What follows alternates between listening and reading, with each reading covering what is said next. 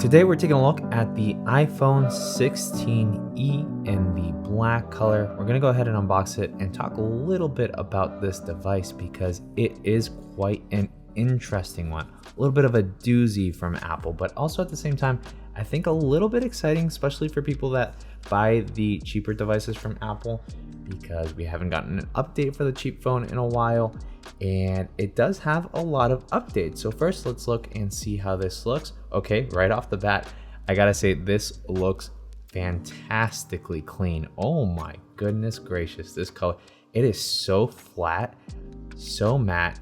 Oh my goodness, look at that. Before I get it dirty with fingerprints, look at how that looks. And I'm telling you, I'm seeing here on the camera, and the way that it kind of reflects the lighting and stuff, it makes it look a little cheap, but in person, this just looks like fantastic. Like, it's very matte, very nice.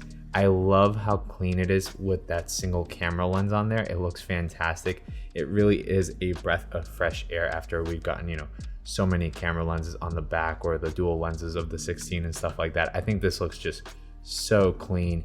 And hopefully eventually we can just minimize this as much as possible and have no bump on the table. When you place it, it doesn't really wobble. Here, it's basically flat on the table. Yes, a little bit of wobble, but compared to any of the other phones that we've recently gotten, these have a much larger wobble. So this looks just absolutely stunning. Of course, we're going back here to the design of like the iPhone 6s of a while ago, where we just have one lens back there. Look at that right there. Very, very nice. If you like minimal, this is probably the most minimal phone we've gotten from Apple in a while. Now, right off the bat, since I'm going to touch it anyway, let's do fingerprint test here on this black color. We'll compare it against the white one in a separate video, and we'll take a look at the white one in another video. But here it is right there. This is how it's going to look all smudged up. Can I see them? Yeah, I can. It's not horrible though.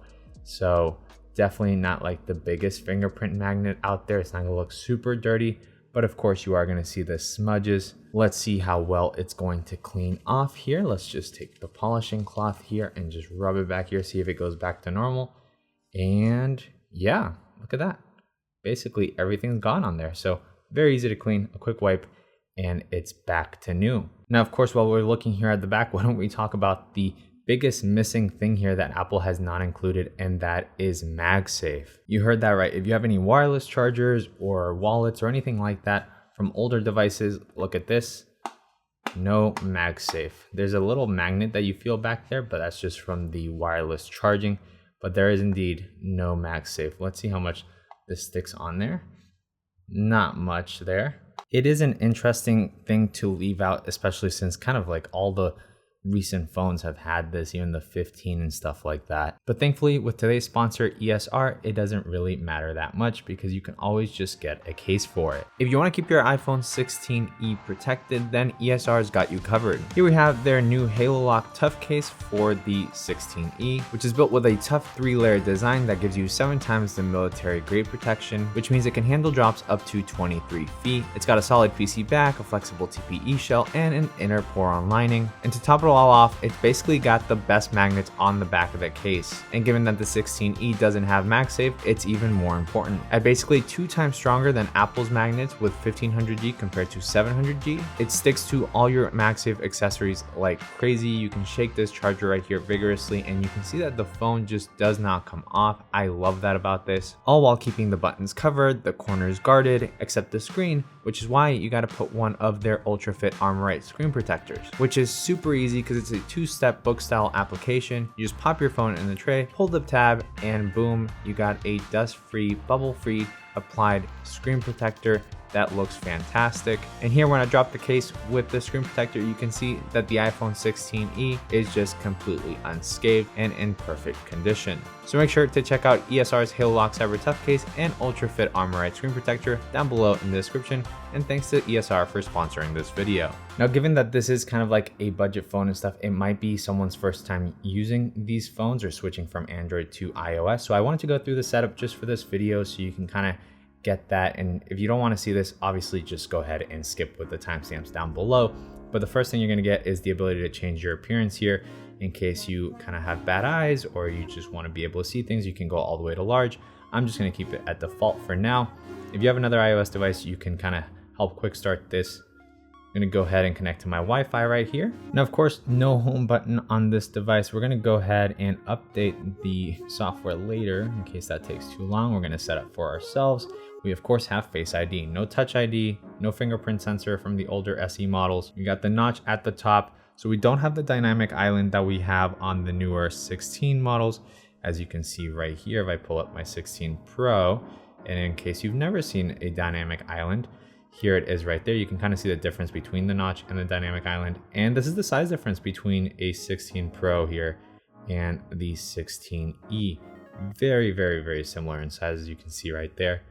It is kind of the perfect size, not too big, not too small. I really do like that. As far as buttons go, you can see basically the same thing. Volume, you got that action button right there. And then the lock and unlock on the right hand side. USB-C at the bottom, no lightning of course, which is good. And yeah, look at that.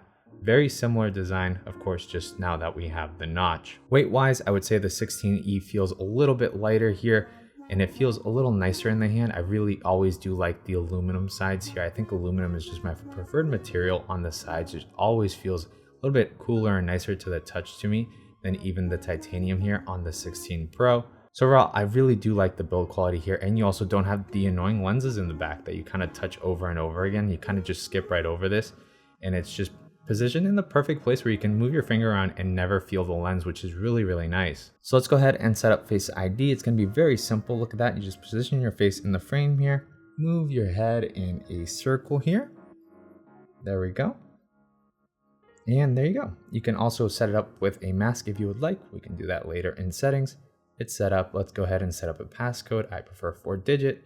And you can transfer from Android, from Mac or PC, another iPhone, anything you want. We're going to go ahead and not transfer. And we're also not going to use an account right now, which is nice. So if you don't want to use an account, you don't have to use an account. You can just skip right through all that and then continue. Not now. Here's where you can set up cellular. Talking about cellular, we're not going to have a SIM slot here, so you cannot go overseas and put in a SIM card into this. But eSIMs are becoming very popular. So just know, if you have a SIM card in your current phone, you're gonna have to download an eSIM into this or set that up and figure that out, which it is getting very easy nowadays to do, but just worth noting that this is gonna be possibly maybe your first time with eSIM. And yeah, don't share here. You can set up light or dark mode from the beginning or automatic. Let's just go ahead and go with light mode here for the video.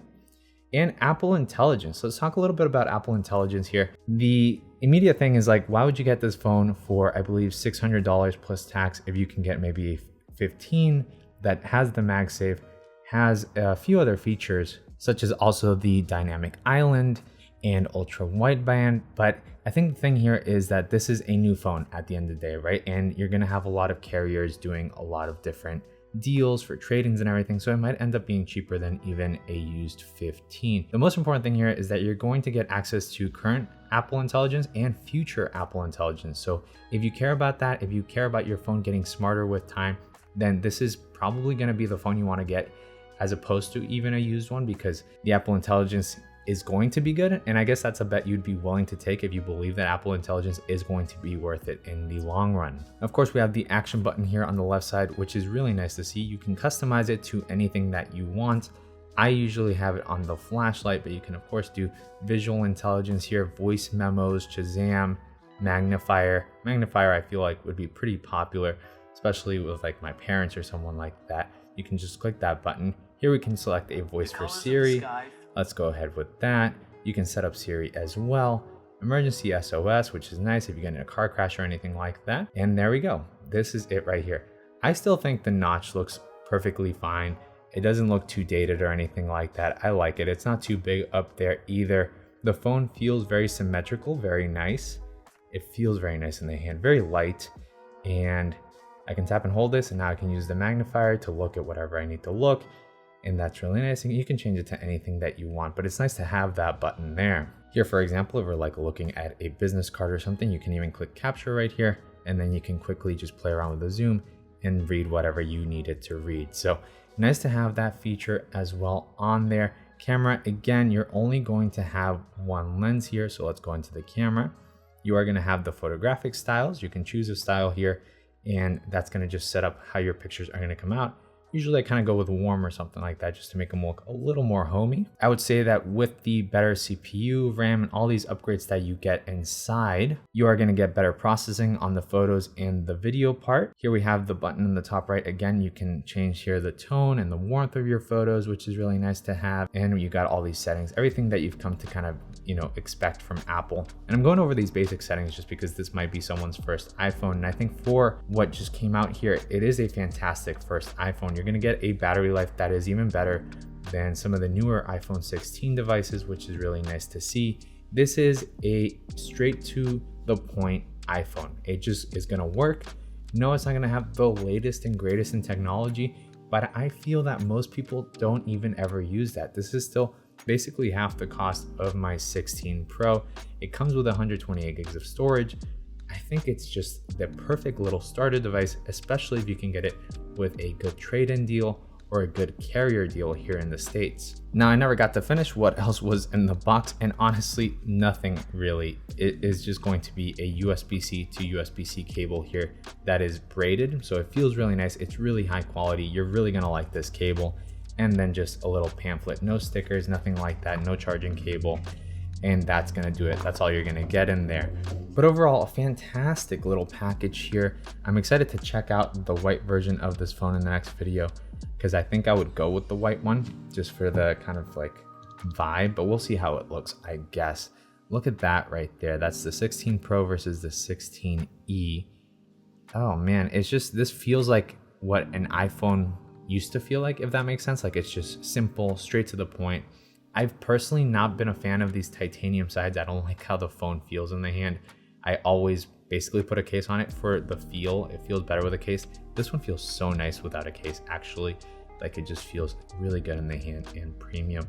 But of course, it's gonna be easy to chip, so you might want to put a case, because this aluminum will get absolutely demolished over time if you don't protect it. There it is, the iPhone 16e. And this would be the phone that I would recommend to really anyone out there that is just slightly on a tight budget and just wants a phone that's going to last for the next 5-6 years. For $600, could Apple have given us a few more things in there? Sure, but that's always going to be the case with like every single thing that comes out. Like, do I get $1,300 worth out of my iPhone 15 Pro? Honestly, at the end of the day, not really. I like having these 3 lenses and everything, but also because I make videos on these things. If I didn't, I'd be fantastically happy with this phone. I think it's very easy to hate on all the new things that come out without really being aware of the needs of people out there and how people actually shop for devices and look for things. I don't think I would rather get a used 15 from someone. I would rather get Apple Care on this and have this for the next 6 years than get someone's used 15 and not have Apple Care and not get the Apple Intelligence updates and then potentially miss out on something that might be really cool and neat in the coming years. So yeah, that's the iPhone 16e. I'm interested to hear what y'all think. Definitely a nice little phone to get if you're looking for a phone in this price point. Of course, you can say whatever you want about Android phones out there. That is not the point. You're looking at this phone, you're probably looking for an iOS device. And this right now, as it stands, is the cheapest, newest iOS device in the market. And for what it offers and for how it looks, how it feels, I really, really like this phone. I only just wish they would have released it in a bunch of fun colors. Apple's basically just kind of forcing you to get cases with different colors if you want colors, which kind of sucks. But that's it for this video. Thanks for watching. I'll catch y'all in the next one. Goodbye.